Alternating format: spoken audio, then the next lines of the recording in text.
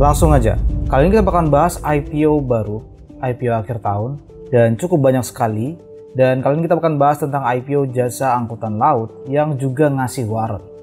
IPO-nya apakah menarik dengan ada warrant seperti itu? Dan kalau kita lihat memang komunitas sekarang lagi banyak dinikmati oleh investor. Dan apakah jasa angkutan laut ini juga terkena imbas positifnya? Gimana dengan IPO ini? Ayo kita langsung ke videonya. Halo teman-teman, kenalin aku Habibi. Mungkin kalian baru pertama kali di video ini aku ucapin selamat datang.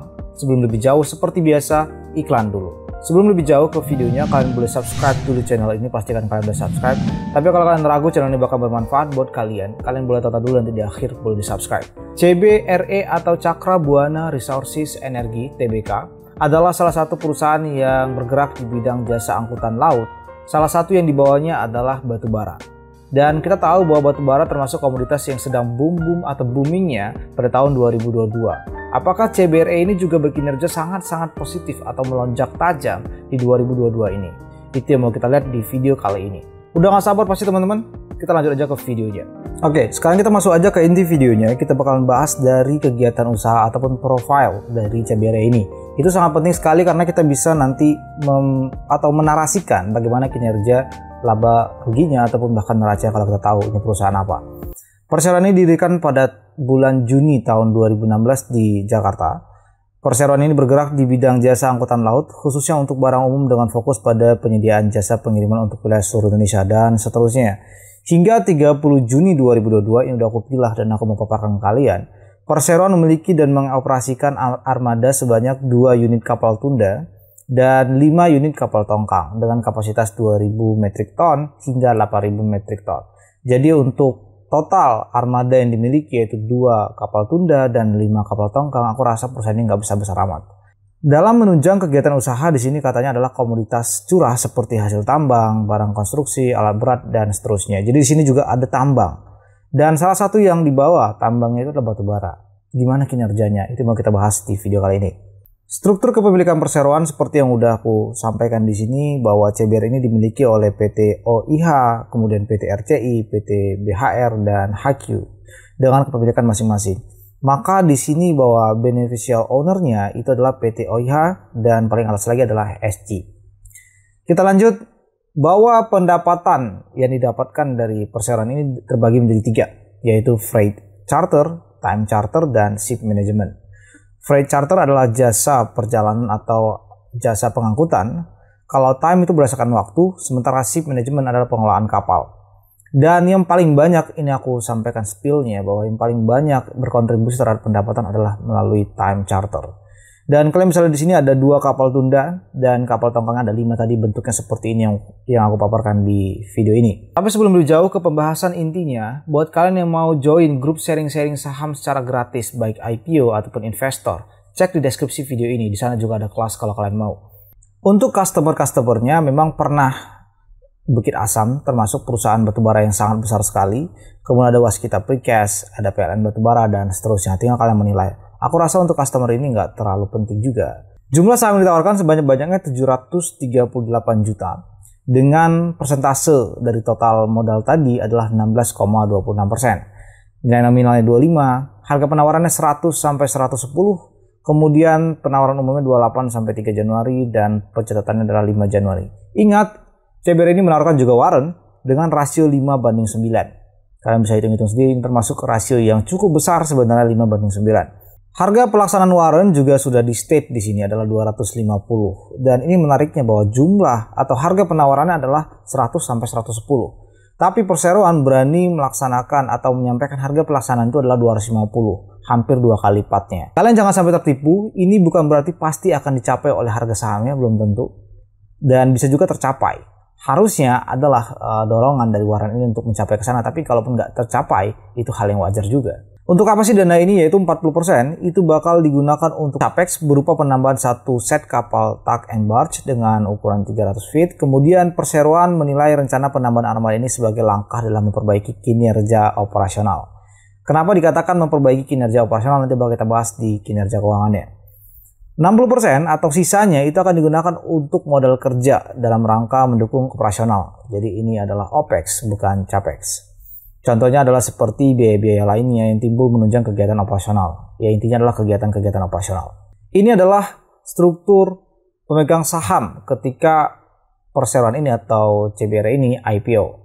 Ada masyarakat di sini 12,58%, kemudian ada sisanya adalah PT dan di sini ada Herliana Kitsi dan juga ada hasil dari Warren. Kita bakalan bahas tentang laporan keuangan deh. Dari segi laporan keuangan, si CBRE ini punya kinerja keuangan untuk neracanya itu cenderung ya lumayan. Nggak terlalu bagus-bagus amat, tapi lumayan lah. Kalau kita lihat dari segi aset, 2019 116 miliar, 2020 118 miliar, kemudian di 2021 87 miliar. Jadi sempat naik di 2020 tapi turun lagi. Kemudian kalau kita lihat, kita bedah asetnya yang membuat turun itu adalah aset lancar dan aset tidak lancar.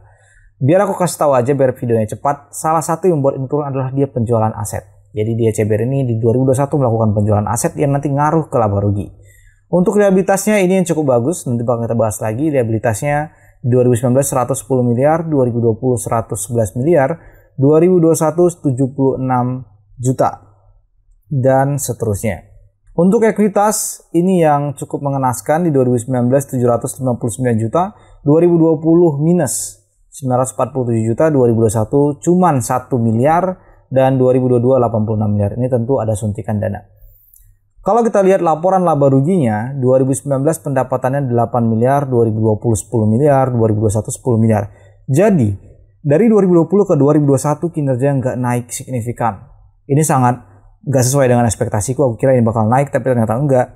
Kemudian kalau kita lihat 30 Juni kuartalnya, naik memang dari 2021 3,4 miliar, 2022 12,71 miliar. Aku nggak terlalu mengapresiasi kinerja kuartal, karena ini kinerja yang barusan terjadi dan masih sekali terjadi. Jadi ini masih cukup diragukan juga. Tapi kita pindah aja langsung ke bagian laba itu tahun berjalan. 2019 rugi minus 5 miliar, 2020 rugi minus 1,7 miliar, 2021 positif 2,7 miliar. Dan kalau kalian lihat, ini sebenarnya labanya karena penjualan aset atau kapalnya. Jadi sebenarnya kalau nggak pakai jualan kapal kayak gitu, ini masih rugi juga. 2021 yang 30 Juninya adalah minus 1,5 miliar, dan 2022 yang 30 Juninya 2,6 miliar. Kalau yang 30 Juni 2022 ini memang dari operasionalnya. Tapi ya tadi seperti yang aku katakan, ini baru sekali atau one time. Jadi kita patut untuk curiga juga di sini. Yang menarik selanjutnya adalah GPM atau Gross Profit Margin dari CBRE ini sebenarnya tipis. Ini berpengaruh untuk kinerja, belum lagi nanti dipotong beban usaha dan administrasi. Kalau kita lihat dari segi rasio keuangan, aku mau highlight di bagian GPM dan NPM aja. Kalau kita lihat GPM-nya di 2019 itu adalah 11,76, lumayan lah ya, walaupun sebenarnya kecil. 2020 0,73, kalian bisa bayangin GPM-nya 0,73, 2021 12,76%. Dan 30 Juni seperti biasa kinerja sangat naik sekali, 47,4%. Kemudian untuk NPM-nya di 2019 minus seperti yang kita ketahui tadi rugi, 2020 juga rugi, 2021 26,35%. Ini karena penjualan aset jadi seharusnya masih rugi dan seterusnya. Tapi memang arus kas dari CBRE ini positif, ini yang menarik. Kalau kalian lihat dari arus kas dari aktivitas operasi dari CBRE ini, 2019 7 miliar, 2020 4 miliar, 2021 yang kecil sekali 72 juta, kemudian 30 Juni 2021 minus 5 miliar, dan 30 Juni 2022 positif 4,8 miliar. Jadi dari segi arus kas sebenarnya positif untuk yang arus kas operasinya. Karena setelah aku bedah bahwa pendapatan dan laba rugi tadi, laba rugi itu minus karena adanya penyusutan yang sangat besar sekali. Jadi memang dari segi arus kas cukup baik. Sehingga tadi ya dari segi pendapatan memang rugi, tapi arus kasnya cukup baik karena positif di bagian arus kas operasi. Utang sih kalau CBRE ini aku bedah masih tergolong sehat. Kalau kalian lihat di sini, kebanyakan utang yang menyusun dari CBRE ini adalah utang usaha pihak ketiga, yaitu 10 miliar. Kalian bisa lihat, dan di sini aku nggak melihat utang bank, jadi seharusnya nggak ada utang berbunga. Jadi cukup bagus. Ya, ini juga penting, penjamin emisi efeknya adalah RHB Sekuritas Indonesia, dan ini bisa dicek dari IAS sebenarnya bagaimana kinerjanya dari RHB ini. Nanti bakalan kita cek. Oke, sekarang kita cek aja. Ya, sekarang kalian sedang melihat IAS atau IPO Analysis Sheet. Sebelumnya aku punya FAS atau Fundamental Analysis Sheet yang untuk investor, sementara IAS ini untuk IPO Hunter. Dan kalau kalian di sini, tadi kalian lihat bahwa underwriter dari CBRE adalah RHB Sekuritas, dan kita bisa klik di sini untuk mengetahui bagaimana kinerja IPO yang dibawa oleh RHB Sekuritas ini. Dan kalau kita lihat memang untuk rating yang di sini aku kasih skala 0 sampai 5,5 ini menggunakan rumus tertentu. 1,4 jadi memang kecil.